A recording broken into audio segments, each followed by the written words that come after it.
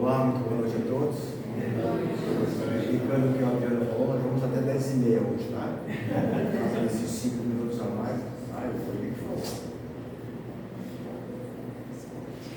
Tudo bem com vocês? Como estão? Tudo em paz? Que bom, fico muito feliz de retornar a esta casa, mais uma oportunidade, mais uma vez, que Jesus esteja no coração de todos nós. Bom, meus amigos, eu nem lembro quando foi a última vez que eu estive aqui à noite. Eu acho que foi 2/10. Não lembro. Vou começar a colocar aqui o horário que eu vim para poder saber quantas vezes eu venho de dia, de tarde, quantas vezes eu venho à noite. Na última ocasião nós falamos sobre filhos, que foi na semana passada à tarde. E hoje eu escolhi como tema para a gente conversar um pouquinho a respeito. Hoje eu escolhi falar sobre um assunto um pouco intrigante para todos nós. Intrigante porque se não soubermos usá-lo, pode causar problemas. Hoje eu vim falar sobre dinheiro, que é um assunto um tanto quanto delicado. E aí eu pergunto para vocês, dinheiro, necessidade ou expiação? O que vocês me dizem? Pode falar, não é chamadorão não. O que vocês acham? Quem acha, vamos fazer assim, quem acha que é necessidade, levanta a mão. E quem acha que é expiação? Acho que é as duas coisas. Pois é isso mesmo. Dinheiro são as duas coisas. Ele é uma necessidade de todos nós, mas ele pode ser também uma expiação. Por que eu acho que pode ser expiação? Porque quando você tem o dinheiro e não destina o dinheiro corretamente, aí que passa a ter o problema. Na lição dessa noite, Emmanuel vai nos relatar, nos ressaltar a necessidade de nós termos cuidado com o dinheiro. É lógico que todo mundo aqui, todos nós aqui que trabalhamos, estamos ainda no período de trabalho, a gente trabalha, espera aquele tão difícil dia do mês para receber o nosso pagamento, né? A gente sua, paga as nossas contas, cuida dos filhos. Isso é muito bom. Eu quero crer que todo mundo aqui é autossuficiente, mas nós não vamos falar apenas de nós, os trabalhadores de todos os dias. Nós vamos falar também de quem recebe uma bonança, quem tem mais recursos e que de repente não faz o bom uso do dinheiro que sobra. Então, na lição dessa noite, Emmanuel vem nos relatar sobre isso. Eu peço licença para ler para vocês, para a gente começar a discutir a respeito, ok? Lição número 57 do livro Caminho, Verdade e Vida, se intitula Dinheiro. Porque o amor ao dinheiro é a raiz de toda espécie de males. E nessa cobiça, alguns se desviam da fé e se transpassaram a si mesmos com muitas dores. Quem disse isso foi Paulo, na primeira carta de Timóteo, capítulo 6, versículo 10. E diz assim, Emmanuel: Paulo não nos diz que o dinheiro em si mesmo seja flagelo para a humanidade. Não é. Várias vezes vemos o mestre em contato com o assunto, contribuindo para que a nossa compreensão se dilate. Recebendo certos alvitres do povo, que lhe apresenta determinada moeda da época, como a esfera do imperador romano, recomenda que o homem dê a César o que é de César, ou seja, trabalhou, precisa receber. É isso? Então, nos dias de hoje, é trabalhar e receber. Nessa época de Jesus, é dar a César o que é de César, exemplificando o respeito às convenções construtivas. Numa das suas mais lindas parábolas, emprega o símbolo de uma dracma. O dracma é uma medida de peso para metais e peças preciosas daquela época. Ok?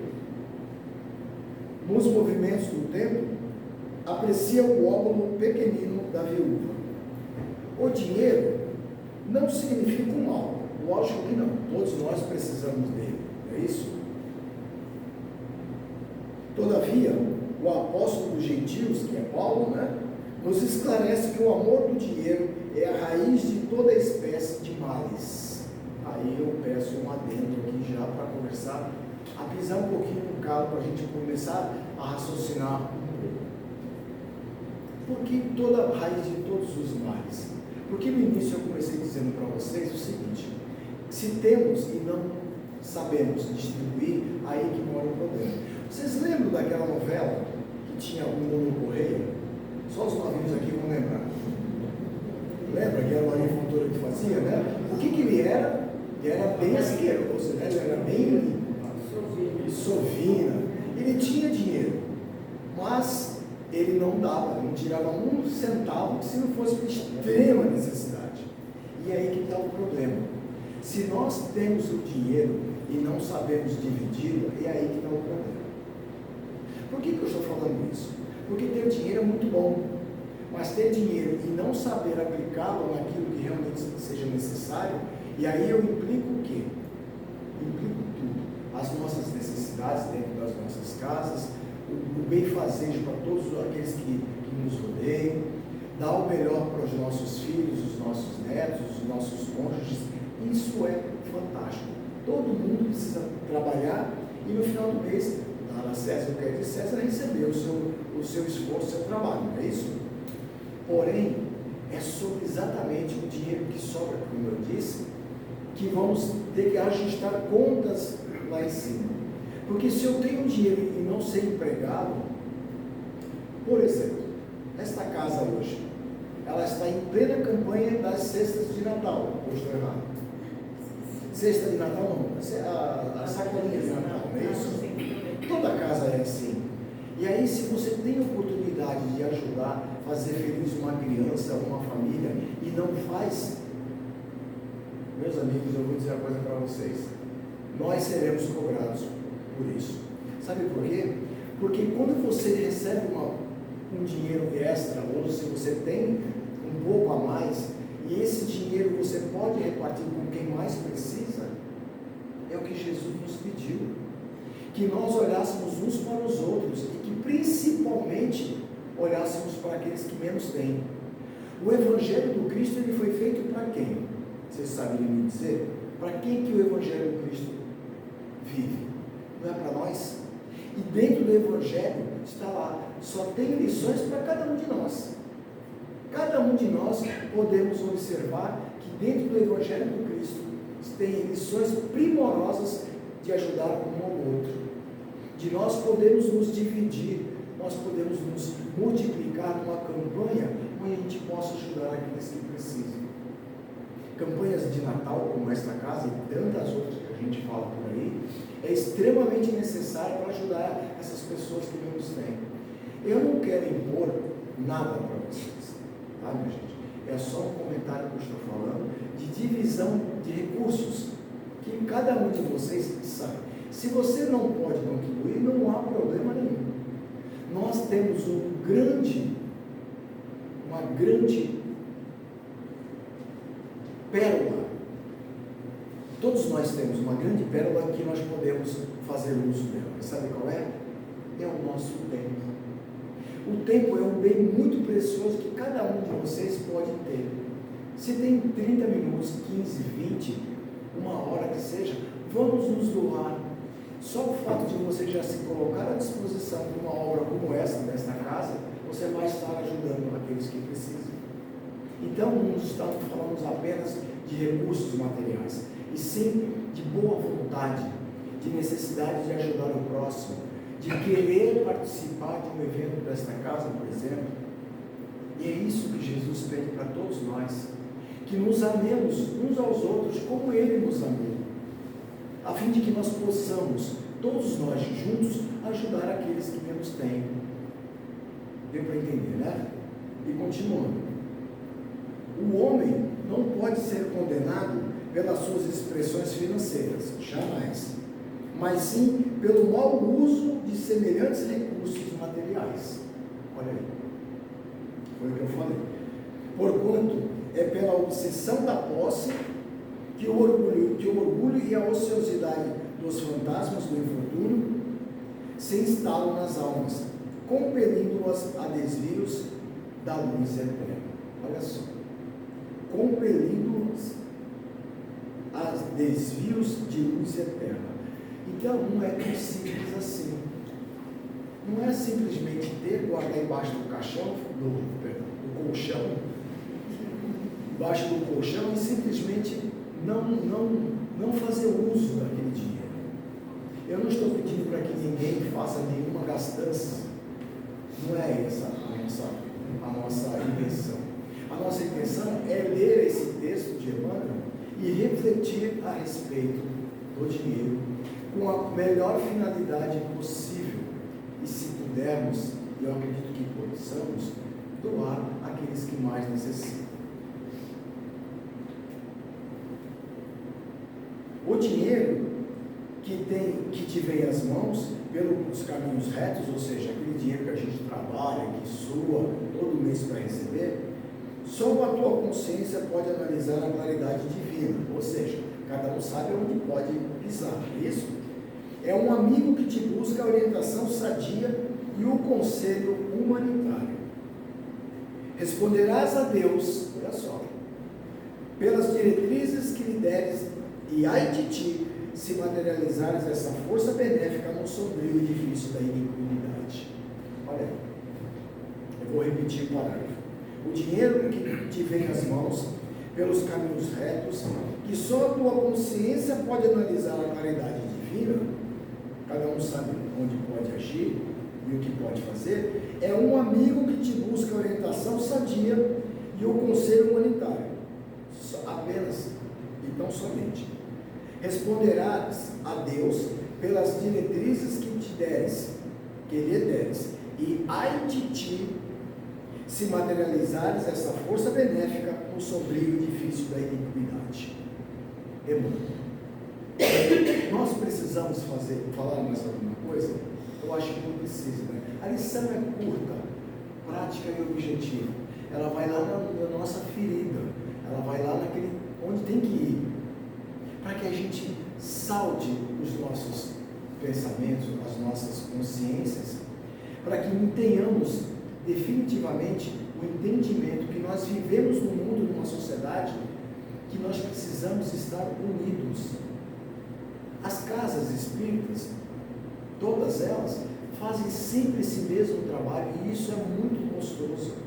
Quando se começa a falar de sacolinhas de Natal, está chegando aquela época do final do ano, em que todos nós vamos nos reunir com as famílias. Uns dizem que é falsidade, né? Outros dizem que não.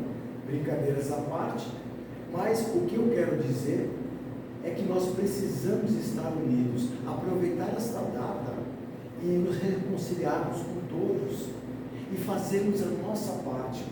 Nós ficamos aqui o ano inteiro vindo a esta casa e praticando bem, atendendo as necessidades que os irmãos vêm aqui na frente e falam: olha, nós temos determinada campanha agora, daqui a um tempo vem outras campanhas, virão outras campanhas e assim sucessivamente. Mas não adianta nada a gente passar o ano inteiro participando de tantas campanhas e chegar agora no Natal, que é uma data tão específica. E por que é específica? Porque é o nascimento do Cristo. Dia 25, o grande aniversariante, quem é? Jesus. E nós precisamos ter Jesus no coração, para que quando chega essa época, que o comércio vai estar bombando, trincando de pessoas andando para lá e para cá, comprando e gastando e se fartando de coisas muitas vezes fúteis, e nós esquecemos principalmente, o principal de tudo isso, que é o aniversariante. Não podemos esquecer que Jesus é o maior beneficiado do dia 25 de dezembro. E é por ele que nós estamos aqui. E é por ele que nós devemos nos unir forças para ajudar sempre que preciso. Portanto, o dinheiro, ele é muito bom. E sabiamente, aqueles que trabalham e que recebem o seu pagamento no final do mês, isso é valorizíssimo. É isso, né? Pois é, faltou, vocês entenderam. É que às vezes eu estou tão cansado, gente, eu estou desde 4 horas da manhã na rua, mas tudo bem. A gente não entrega a peteca, é só cansaço. Mas o que eu quero dizer é isso, que nós precisamos dar vazão e nunca, jamais esquecermos que no dia 25 não é Natal à toa, é o aniversariante do maior rei que existiu no mundo, que se chama Jesus. E que muitos de nós esquecemos a data e só nos preocupamos com o comércio, com os abraços, com aquela comida toda, né? Aqueles doces maravilhosos do Natal, que é sensacional, mas nós não podemos esquecer do grande aniversariante do dia, que é Jesus Cristo. Que vocês tenham essa consciência de que nesse dia possamos estar unidos. Esta casa não abre no dia 25, né? Não, né? Mas que possamos estar unidos em fé, em pensamentos, e que possamos orar para Ele, que é o maior beneficiário de tudo que acontece, porque é a Ele que estamos aqui, é por Ele que nós estamos aqui reunidos. Então, que unamos as nossas forças, os nossos pensamentos, para ajudar, como Ele nos ensinou tão sabiamente, que nós possamos unir, todos nós, tudo aquilo que nós pudermos de benéfico e nos doar uns aos outros, colocar em prática aquilo que um ano inteiro se fala aqui dentro, para que chegue nesse momento nós possamos nos cumprimentar com honestidade, com amor, com gentileza, porque vocês têm aqui um dia final, né? Vai ser agora, que vai ser quando vai ser a festa final da casa? O encerramento? Não faz? Então, mas vocês, um dia vocês vão se deparar que vai ser o último dia que vocês vão se ver antes do Natal. Abracem-se com honestidade, com veracidade, com amor no coração. Vamos nos unir, vamos colocar para fora todo aquele sentimento bom. Todos nós aqui estamos numa família, que é a família dos semeadores. Mas vamos colocar em prática tudo que nós ouvimos aqui e tudo que se passa durante o ano, nessa última oportunidade antes do Natal. Nos abracemos com carinho, com amor, como Ele, o grande mestre, nos pediu. E que muitas de nós esquecemos várias durante o tempo, durante o ano, nós esquecemos disso. Muitas ocasiões a gente vem para o centro espírita, mas a gente vem com a cabeça em outro lugar, né? Com preocupações, com responsabilidades, até mesmo com falta do dinheiro. Mas não podemos esquecer que se você tiver fé, e a fé não pode ser do tamanho do grão de mostarda, tudo irá se resolver. Nos unamos em prol de um Cristo vivo, que vive e reina entre nós. Onde dois ou mais estiverem reunidos em meu nome, eu aqui estarei. Então, Ele vive no meio de nós. Sim ou não? Então, vamos fazer o que Ele nos pediu. Vamos nos amar uns aos outros, vamos nos abraçar com calor, com respeito, com carinho mútuo entre todos nós. Jamais podemos esquecer de que dia 25 o maior beneficiado disso tudo é Jesus, e que não podemos esquecer jamais que o aniversariante é Ele, e não o grande comércio que se faz no mundo inteiro. Tudo bem? Para encerrar, eu trouxe uma prece, que eu faço a prece, não é isso? Eu vou pedir para vocês, hoje eu não vou fazer a prece por mim, mas eu trouxe uma prece de Emmanuel, que está nesse livro Ceifa de Luz, que é um presente carinhoso que eu ganhei do nosso amigo D'Alessandro em 2021. E eu tenho muito carinho por esse livro, não só porque foi ele que me presenteou, mas pelas lições que tem aqui dentro. E aqui tem uma prece fantástica. E antes de terminar, eu vou contar uma história rapidinho para vocês. Certa feita, na minha vida, no final de 2020, eu recebi um convite para ser vice-presidente de uma casa espírita lá no Guarujá. Eu morava lá e eu recebi esse convite para ser vice-presidente da casa. A presidente me chamou com o intuito de alavancar os palestrantes da casa, dito por ela: você conhece todo mundo, Rogério, então vai ser bom, você tem um bom contato com muitos palestrantes, você vai trazer bastante gente para nós. Bom, não pensei duas vezes, vesti a camisa e assumi a vice-presidência. alguns dias, 10 dias, acho que não chegou nem a isso, houve um grande problema entre ela, a presidente da casa, e o seu esposo, que era o diretor. Então, ela, a presidente, eu, o diretor, eu, o vice, e o esposo, o diretor de finanças da casa. Foi lavrada uma ata, foi passado em cartório, tudo certinho, estava sacramentado. Eu era o vice-presidente. 10 dias depois, o esposo dessa senhora teve um problema seríssimo e saiu correndo para internar, descobriu-se um câncer no intestino. E quem já ouviu falar a respeito sabe que é um negócio muito, muito forte, né? Quando dá, ele levou 6 meses, uma luta incessante dela para achar todos os remédios que fossem possíveis, os antibióticos necessários. Foram buscar antibióticos nos Estados Unidos para que ele pudesse sobreviver um pouco mais. Ele levou apenas 6 meses. Nesse percorrer desses 6 meses, eu ficava lá na casa. Recém terminada a pandemia, eu coloquei o Rogério no campo. Uma coisa que eu notei na casa é que a casa não fazia caridade. Eu já falei para vocês aqui que eu tenho 3 pilares da doutrina espírita, né? Que eu julgo interessante, que é o amor, a caridade e o perdão, né? E aquela casa não fazia caridade, de espécie nenhuma. Só tinha 3 atividades durante a semana, apenas 3. Era um dia de estudo, um dia de palestra e um dia de desobsessão, só. Eu já cheguei colocando Jabaquara em campo, né?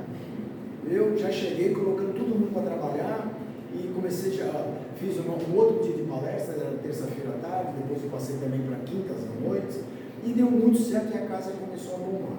E aí, sabendo da necessidade da caridade, passei a mão no telefone e comecei a ligar para os meus contatos mais íntimos, mais pessoais, e pedir o quê? Cestas básicas. No começo vieram meia dúzia, depois um pouco mais. Daqui a pouco eu estava recebendo para mais de 50 cestas básicas, todos os meses. E aquilo, meus olhos brilhavam. Cada vez que chegava um caminhão lá, olha a cesta básica aqui, desce. E eu comecei a ajudar quem? Os que mais precisavam. Me associei com uma pastora evangélica lá de um bairro do Guarujá chamado Cantagalo, onde teve um desmoronamento de morro e tal, que foram em 2 situações, foi para um lado e outra para o outro. E esse foi para o Enseada. E aí eu me associei, nem naquela época do desmoronamento, eu associei, conheci a pastora, uma senhora muito idônea, muito correta, e eu comecei a ajudar com as cestas básicas, a turminha dela lá da região dela, que a gente chama de comunidade, né? Pode falar para a comunidade. E aí um dia que eu liguei para ela, eu falei assim, pastora Ana, eu estou indo levar umas cestas básicas. Ela ficou muda. Eu falei, pastora, e ela muda. Quando ela voltou a conversar comigo, eu percebi que ela estava às lágrimas, ela estava chorando. Eu falei, pastora, não fica assim, eu vou levar porque eu recebi aqui, acho que eu vou começar a levar todos os meses. E assim foi feito. Cada vez que eu chegava lá com o caminhão, era uma alegria. E aquilo me dava mais alegria ainda. Pois bem, antes do final do ano, lá por meados final de agosto, começo de setembro, eu pensei assim, eu vou fazer uma cesta de Natal, cesta não, né, sacolinha de Natal para as crianças lá do Cantagalo. Liguei para ela de novo e falei, pastora, me traga uma lista, por favor, de mãe e seus filhos. Quantos eles têm, quantos são, eu quero fazer uma cesta básica, uma cesta de Natal aqui para as crianças daí do Cantagalo. Meu irmãozinho, você não vai fazer isso? Vou fazer. E assim foi feito. Eu consegui 65 cestas de Natal para as crianças. Todo mundo ajudou, todo mundo colaborou. Teve padrinhos que doaram até bicicleta. Eu vou dizer no final por que eu estou falando tudo isso, depois vocês vão entender. Eu vou chegar lá no dinheiro. Nesse meio tempo, o que aconteceu? O esposo da presidente, ele veio a óbito. Desencarnou em agosto. E aí, de agosto até o final do ano, eu chamando ela para vir para casa. Volte, nós precisamos unir as forças. Agora que o seu trabalho cessou, venha para cá, vamos ajudar na mesa mediúnica o Guilherme, né, que era o seu esposo, porque ele vai precisar de ajuda. E a nossa reunião mediúnica vai ajudar bastante. E ela muito calada, muito na dela, quase não falava mais comigo, e aquilo foi me incomodando. Aí eu recebi uma intuição que entrega as cestas básicas antes de novembro, antes de dezembro. Eu não entendia porquê, mas comecei a imaginar, ela vai pedir a casa, eu comigo, né? Aí o que eu fiz? Acelerei todo mundo. Gente, precisamos trazer, tal, como se fosse para vocês aqui, precisamos trazer as cestas, vocês já estão com os nomes, por favor, traga para cá as cestas para a gente poder entregar. Marquei uma data e cheguei lá com um caminhão, fazendo uma algazarra, um sinaço. Foi uma festa na favela. Foi muito bom entregar as cestas para as crianças, foi sensacional. Fiquei radiante mais uma vez. E junto das cestas também foram algumas, das sacolinhas, foram algumas cestas básicas também que já tinha lá entregue daquele mês, foram juntos. Então nós fizemos uma grande campanha de ajuda para aqueles que precisavam, porque a casa nunca tinha feito. E eu, como vice-presidente, com a carta branca dada, assinada, pode fazer o que você quiser. Eu falei, é agora que eu vou deitar e rolar. Bom, entregamos a sacolinha de Natal no dia 30 de novembro daquele ano. Quando foi no dia 5 de dezembro, eu recebi um telefonema. Você, por favor, traga a chave aqui da casa que os trabalhos vão encerrar. Eu falei, oi? Nós vamos encerrar os trabalhos da casa, não quero mais a casa aberta. Tá bom. Não foi surpresa para mim, porque eu tinha sido avisado, né? Eles já tinham me preparado, e eu já tinha encerrado as coisas. Por que eu estou falando isso? Exatamente pelo seguinte, agora vocês vão entender o porquê da história. Essa senhora, a presidente, ela também era proprietária do imóvel, né? Ela era dona da casa, e era presidente. E tinha muitos recursos. O Guilherme, seu esposo, foram buscar resultados de antibióticos, eu não estou brincando, não estou dizendo nenhuma bobagem, nos Estados Unidos, para que pudessem combater as infecções que o danado do problema que ele estava, o câncer, estava ocasionando. Trouxeram coisas dos Estados Unidos, antibióticos desenvolvidos lá, para ele em São Paulo. Eu, por algumas vezes, dormi no hospital para que ela fosse em casa, né, descansar, porque ela não teve filhos com ele, e a família também não se chegava. Eu me sentia numa obrigação de ir e me colocar à disposição. Só que quando ela me pediu a casa, eu falei, meu Deus, agora que ela precisa mais da casa para ajudar o próprio marido que desencarnou, ela pede a casa. Como eu já tinha sido avisado, já imaginava que isso realmente fosse acontecer, eu entreguei a casa e nunca mais a vi. Vocês entenderam por que eu falei dela? Pelo seguinte, porque a avareza que ela teve de não se sentir mais confiante de voltar para a própria casa que presidia. E sabe por quê? Pelo ego. Ela viu que a casa tomou uma conotação tão grande que ela não cabia mais dentro da própria casa dela.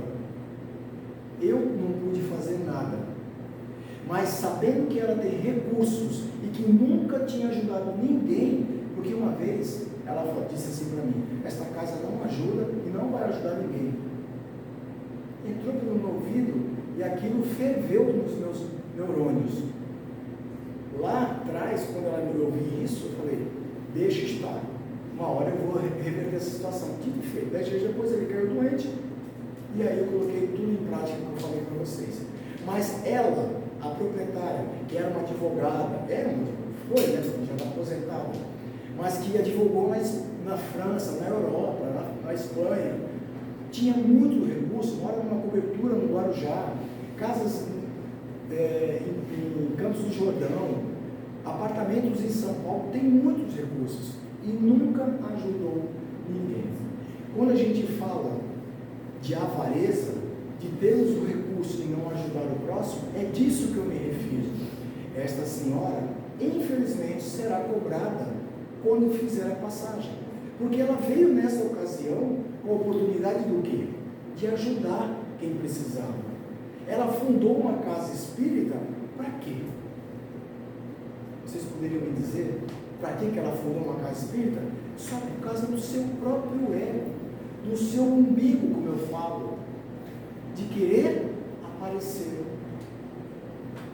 E nós não estamos aqui para aparecer, nós estamos aqui para efetivar a ação que Jesus nos pediu em seu tempo.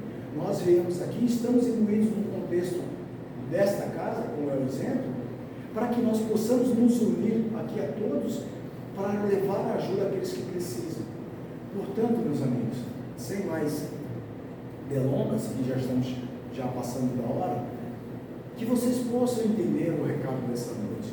Ter dinheiro é necessário e é muito bom, mas se nós pudermos dividir, soubermos para onde direcionar o que nos sobra, isso vai nos remeter a situações melhores. Todas as nossas ações são vigiadas e são vistas pelos Espíritos, tanto aqueles que nos rodeiam, querendo nos obsediar, quanto aqueles que nos protegem. Então, é de extrema importância que cada um de nós reflita a respeito, e que nós possamos, no dia 25, jamais esquecer do grande aniversariante do dia. Ok? Muito obrigado por vocês estarem aqui hoje. Para mim foi uma grande alegria, sempre é uma grande alegria. Pena que o tempo é tão curto, que eu gosto de falar, e essa palestra a gente podia fazer por 1 hora, 1h10, que tem assunto para falar, mas a gente tem que respeitar as normas da casa. Obrigado, muito obrigado por vocês terem vindo. É a última do ano, eu acho, né? É a última do ano, a gente vai voltar só em janeiro, se Deus assim permitir, e que vocês tenham um final de ano repleto de muita paz e muita alegria no coração. Que Jesus nos abençoe hoje e sempre. Muito obrigado. Antes, nós vamos fazer a nossa prece final, ok? A prece se chama Prece por Luz. Ela é rápida, só 38 minutos, tá? Prece por luz. Aqueles que se sentirem à vontade, podem fechar os olhos, que é a prece realmente para a gente encerrar a noite. Prece por luz. Senhor, estamos em oração, rogando-te mais luz por acréscimo de misericórdia. Clareia-nos no entendimento, a fim de que conheçamos as suas consequências, os caminhos já trilhados por nós. Entretanto, faze-nos essa concessão mais particularmente para descobrirmos, sem enganos, onde as estradas mais retas que nos conduzam à integração com os teus próprios atos. Alteia-nos, Senhor, o pensamento, não somente para identificarmos a essência de nossos próprios desejos, mas, sobretudo, para que aprendamos a saber quais os planos que traçaste a nosso respeito. Ilumina-nos, Senhor, a memória, não só de modo a recordarmos com segurança as lições de ontem, e sim, mais especialmente, a fim de que nos tenhamos no dia de hoje, aproveitando-lhe as bênçãos em trabalho e renovação. Auxilia-nos, Senhor, a reconhecer as nossas disponibilidades. Todavia, concede-nos semelhantes amparo, a fim de que saibamos realizar com ele o melhor do nosso alcance. Inspira-nos, Senhor, ensinando-nos a valorizar os amigos que nos enviastes. No entanto, mais notadamente, ajuda-nos a aceitá-los como são, sem exigir-lhes espetáculos de grandeza ou impostos de reconhecimento. Amplia-nos, Senhor, a visão, para que vejamos em nossos entes queridos não apenas pessoas capazes de auxiliar-nos, fornecendo-nos o apoio e companhia, mas, acima de tudo, na condição de criaturas que nos confundem, nos fiasses o amor, para que venhamos a encaminhá-los na direção do bem. Ensina-nos, Senhor, a encontrar a paz na luz construtiva, o repouso no trabalho edificante, o socorro na dificuldade e o bem nos supostos males da vida. Abençoa-nos, Senhor, e estenda-nos as mãos compassivas, em tua infinita bondade, para que possamos perceber em espírito na realidade das nossas tarefas e experiências de cada dia, hoje, amanhã e sempre. Que assim seja, graças a Deus. Essa prece foi psicografada ao Chico em 29 de agosto de 1972. Está aqui na contracapa, esse maravilhoso. Que todos vocês tenham um bom retorno aos vossos lares e até uma próxima oportunidade, se assim Deus permitir. Muito obrigado.